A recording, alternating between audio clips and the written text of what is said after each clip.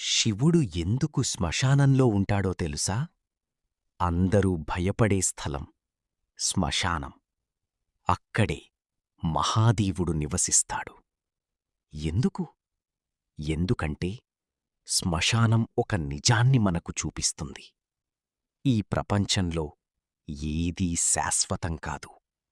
డబ్బు, పేరు, గర్వం ఏదీ మనతో రావు. చివరికి మనమందరం ఆ బూడిదగా మారిపోతాం. శివుడు అక్కడ ఉండటమంటే ఆయన భయాన్ని జయించాడు, మరణాన్ని కూడా అంగీకరించాడు. అందుకే ఆయనను మహాకాలంటారు.